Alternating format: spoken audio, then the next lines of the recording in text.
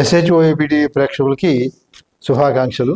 ప్రస్తుతం మనం ర్యాంకులు అనే విషయాన్ని గురించి ముచ్చరించుకుందాం. సమాజంలో విద్యార్థులకి చాలా ప్రముఖమైన పాత్ర ఉన్నది. విద్యార్థులు చిన్నప్పటి నుంచి పోటీ పరీక్షల్లో పాల్గొంటూ ఉండాలి. అలాగే చదువుల్లో కూడా మంచి మార్కులు తెచ్చుకోవాలి, ఉత్తమ శ్రేణుల్లో మనం ఉత్తీర్ణం కావాలి అని వాళ్ళు ప్రయత్నించాలి. ఆ లక్ష్యం వాళ్ళకి ఉండాలి. మన స్కూళ్ళలో అక్కడ కూడా అదే చెబుతాం. పోటీ పరీక్షలు నిర్వహిస్తూ ఉండి బహుమతులు కూడా ఇస్తూ ఉంటాం మనమంతా కూడా. అయితే ఇక్కడ గమనించవలసిన విషయాలు కొన్ని ఉన్నాయి.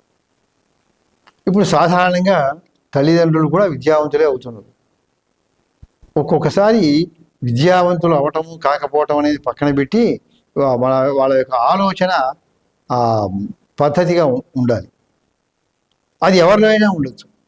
ఆలోచన విధానం సక్రమంగా ఉండటం అనేది చదువుతో సంబంధం లేకపోయినా సరే ఉండవచ్చు. చదువుకున్నప్పటికీ కూడా ఆలోచన సక్రమంగా ఉండకపోవచ్చు. ఉదాహరణకి ఏంటంటే స్కూల్లో పరీక్షలు పెడుతూ ఉంటారు, నెలసరి పరీక్షలు అవన్నీ పెడుతూ ఉంటే మార్కులు వస్తూ ఉంటాయి అన్నమాట. చూస్తారు తల్లిదండ్రులు, ఇదిగో 70 వచ్చినాయి, 72 వచ్చినాయి, 75 వస్తూ ఉంటాయి అన్నమాట. వస్తూ ఉండగానే తెలియక పాపం కొంతమంది వచ్చి అక్కడ టీచర్ని అడుగుతూ ఉంటారు పిలిచి. ఏంటోనంటే వాళ్ళ ఆందోళన పడిపోతూ ఉంటారు అనమాట. వచ్చి ఏంటోనంటే మా వాడి చదువు అంతా చెడిపోయింది, ఒక్కసారిగా పడిపోయిందండి, చదువు ఏమైపోయింది, అదే పోయింది, చదువు చెడిపోయిందని వాళ్ళ ఆందోళన పడి ఇంట్లో అనుకుంటూ బయట వాళ్ళతో అంటూ బాధపడిపోతూ ఉండి వచ్చి అడుగుతారు. ఆ విద్యాలయాలకు వచ్చి అడుగుతారు ఉపాధ్యాయుల్ని. ఏంటంటే మా వాడు చదవటం లేదండి, అంత అయిపోయిందండి అని చాలా కంగారుగా చెప్తారు. ఏమిటి అంటే ఇప్పుడు 3 పరీక్షలు జరిగినాయి. మొదటి పరీక్షలో 71 వచ్చినాయి, రెండో దాంట్లో 74 వచ్చినాయి, మూడో దాంట్లో 68 వచ్చినాయి. ఇది జరిగింది. అంటే ఆ పరీక్షలో 71 వచ్చినాయి మార్కులు, ఇప్పుడు 68 వచ్చినాయి. అంటే వాడి స్టాండర్డ్ పడిపోయింది, చదువు అంతా పోయింది వాడికి. ఒక్కసారిగా చదువు పోయింది, ఎందుకు పోయిందో తెలియటం లేదని వాళ్ళు గాభరా పడుతూ ఉంటారు. ఆ తెలియకపోతే ఇప్పుడు ప్రధాన ఉపాధ్యాయుడు ఎవరు ఉంటారో వాళ్ళు టీచర్స్ పిలవడం, అడగడం, టీచర్ సమాధానం చెప్పడం జరుగుతూ ఉంటుంది అన్నమాట. అక్కడ కూడా అవగాహన ఉండాలి. ఎందుకంటే ఒక విద్యార్థికి ర్యాంకు రావాలి అంటే వాడికి ఒక మైండ్కి ఒక శ్రేణి ఉంటుంది, రేంజ్ అనమాట. అంటే 40 నుంచి 50 దాకా వీడి రేంజ్, 50 నుంచి 60 దాకా, 60 టు 70, 70 నుంచి 80, 80, 90 ఇట్లా ఏంటంటే వాడి యొక్క తెలివితేటలకి ఒక కొలత ఉంటుంది, ఒక కొలమానం ఉంటుంది కొలతకి. ఆ కొలత ప్రకారం ఇప్పుడు వాడు ఎప్పుడు ఏంటి 70 పరిసరాలు తిరుగుతూ ఉంటాడు. 65 రావచ్చు, 67 రావచ్చు, 69 రావచ్చు, 71 రావచ్చు, 73 రావచ్చు. వాడి రేంజ్ అంటే 60కి 65కి తగ్గదు, 73కి పెరగదు. అలా ఏదో ఒక కొలత ఉంటుంది ప్రతి వాడికి తెలివితేటలకి. ఆ కొలతలో మార్కులు వస్తే వాడు రేంజ్లో ఉన్నట్టే. కానీ ఒక మార్కు తగ్గింది అనుకోండి, 2 మార్కులు, కిందసారి 68 వచ్చినాయి, ఇప్పుడు 65 వచ్చినాయి అనమాట. 3 మార్కులు తగ్గినాయి అంటే వాడు ఎందుకు పనికి రాకుండా అయిపోయాడు, ఒకసారి చదువు అంతా పోయిందా, వాడు ఏమైపోతాడో ఏంటో అని వాళ్ళు కంగారు పడి ఇతరులని కంగారు పెడతారు. అది వాళ్ళ యొక్క రేంజ్కి, శ్రేణికి. అంతేగాని అన్నే మార్కులు రావాలి ప్రతి పరీక్షలో కూడా. ఓసారి 66 చేయడానికి 66 రావాలి ప్రతి పరీక్షలో కూడా, 65 రాకూడదు అంటే అది తెలియకపోవడం అవుతుంది. పాపం తెలియక వాళ్ళు ఆందోళన పడతారు. దాంతో ఉపాధ్యాయులు ఇదంతా గందరగోళం జరుగుతుంది. పాపం వీళ్ళు మాత్రం ఏం చెప్తారు, వీళ్ళు సక్రమంగా చెప్తూనే ఉంటారు ఉపాధ్యాయులు పాపం. కానీ వాడి రేంజ్ ఈ పరిస్థితుల్లో ఏం చేస్తారంటే ఇంకో విద్యార్థి 80 తీసుకుంటాడు. ఇక అక్కడి నుంచి వీళ్ళు కూడా వచ్చి మా వాడికి కూడా 80 వచ్చేటి చేయండి, 90 వచ్చేటి చేయండి అని వీళ్ళని చెప్పేవాడిని అడుగుతుంటారు. వచ్చేట్టు చెయ్యండి అంటే తీసుకొచ్చి చేయి పెట్టి రాయించి ఇలా రైట్ కొట్టించి ఇప్పుడు మార్చామండి, వీడు ఈ శ్రేణిలోకి వచ్చేసాడు అని కాగితం మీద రాసి ఇవ్వటం కాదు, వాడిని తీసుకురావడం, చేయి పెట్టి తీసుకొచ్చి కూర్చోబెట్టడం కాదు. ఆ రేంజ్లోకి మార్చండి అంటే వాడి బుద్ధికే ఉంటుంది. వాడి రేంజ్ ఇంత, వాడు 60-70 మధ్యలోనే ఉంటాడు. ఎక్కడికి వెళ్ళినా వాడిని పీజీ చేసినా అంతేవాడు. ఇంకోటి 80-90లో ఉంటాడు, 50-60 మధ్యలో ఉంటాడు. ఆ శ్రేణిలో ఉంటుంది వాడి బుద్ధి. ఆ బుద్ధికి తగినట్టు ప్రవర్తిస్తాడు తప్ప వాడిని కూడా తీసుకొచ్చే పక్కవాడిని చూసి ఇన్ని మార్కులు రావాలి అనేటువంటిది సరైన విధానం కాదు. పోటీ, ఈ విద్యార్థుల్లో పోటీ ఏర్పాటు. పోటీ ఏంటంటే మనం ఉన్నంత వరకు మనం చక్కగా చదువుకుని ఎక్కువ మార్కులు తెచ్చుకోవాలని అనుకుంటాం, పోటీలో గెలవాలని. అంతేగాని ఇంకొకరితో కంపారిజన్ పెట్టుకోకూడదు. మనం పోటీలో పాల్గొనడం, మామూలు కంటే బాగా స్టడీ చేసాం, మనకు వచ్చింది, మన తెలివితేటలకు ఇంత వచ్చినాయి, ఈ బహుమతి తీసుకుని వచ్చేసాం. అంతేగాని ప్రయత్నం చేసుకోవచ్చు కదా.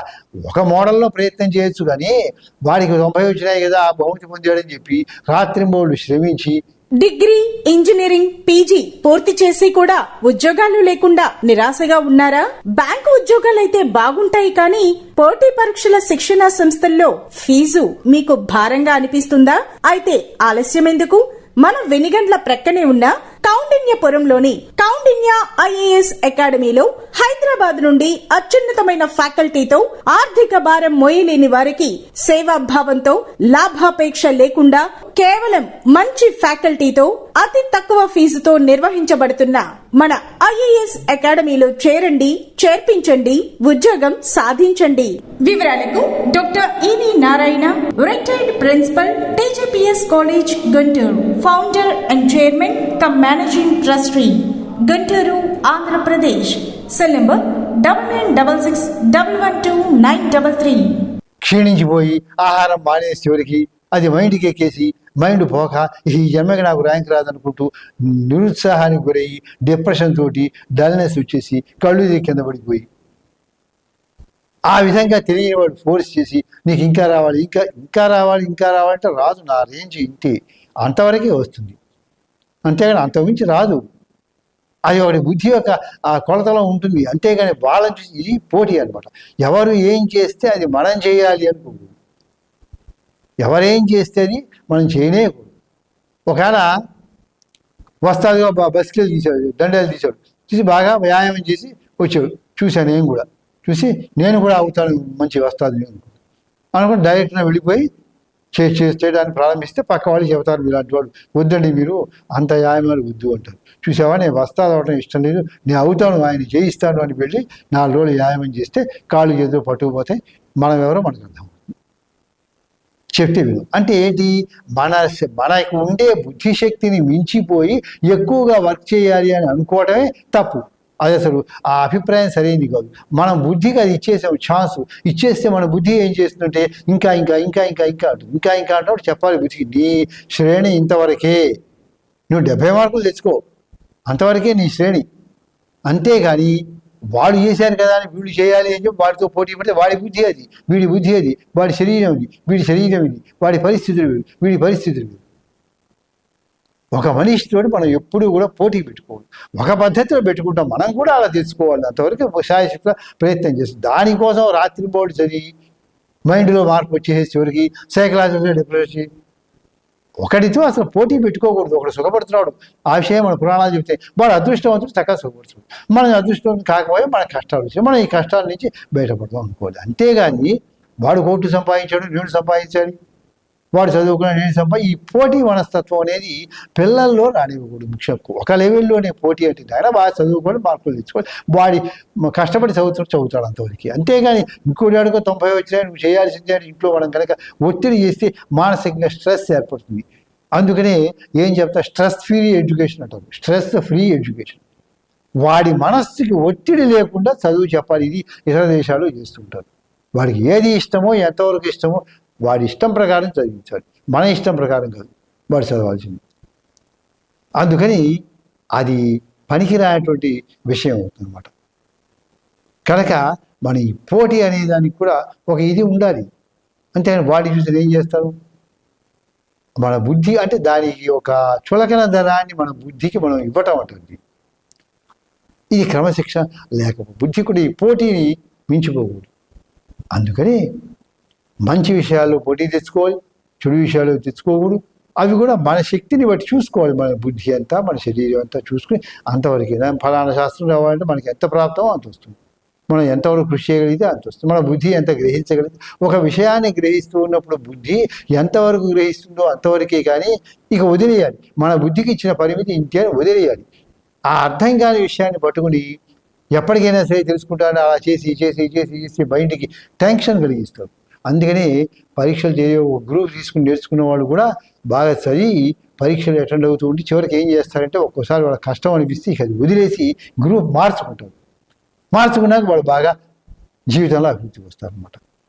కనుక బుద్ధికి ఉంటుంది. అందుకనే ఒక శ్లోకాన్ని భవభూతి మహాకవి చెబుతాడు అని మీకు ఈ విషయంలో చెప్తున్నాడు. ఎందుకంటే ఆయన చెబుతాడనమాట, వితరతి గురు ప్రాజ్ఞే శిష్యే యథైవ తథాజడే అని చెబుతూ నచకడు వృతాం చేయ అంటారు. అంటే ఏంటి? లవకుశులు విద్య నేర్చుకుంటున్నారు గురువు దగ్గర, మిగతా ఋషులు కూడా అందరూ నేర్చుకుంటున్నారు. నేర్చుకుంటే ఏ రోజు పాఠం వారు చక్కగా అద్భుతంగా చెప్తున్నారు లవకుశులు, మిగతా వాళ్ళు నిదానంగా చెప్పుకుంటున్నారు అనమాట. ఒకడు ఇంకా నిదానం చేస్తారు, ఒకడు మధ్యస్థంగా ఉన్నా ఇలా ఉంటున్నారు. అంటే ఉపాధ్యాయుడు పాఠం చెప్పడంలో ఏమైనా తేడా ఉంటుందా? ఒకే రకంగా చెప్తాడు. కానీ మరి వాళ్ళకి ఎందుకు వచ్చిందంటే వితరది గురు ప్రాజ్ఞే శిష్యే దైవ తథాగతి.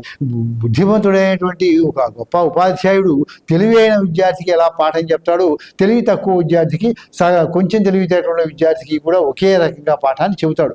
మరి ఫలంలో తేడా ఎందుకు వస్తుంది పరీక్షలో అంటే వాళ్ళ బుద్ధిలో ఉండే తేడా. అది ఒక మణి అయితే ఎదురుగా ఉండే వస్తువు యొక్క బింబాన్ని గ్రహిస్తుంది. ఒక మట్టి కుండని పెట్టామనుకోండి, దాని ముందు పెడితే ఆ వస్తువు యొక్క బింబం దాంట్లో పడుతుంది అనమాట.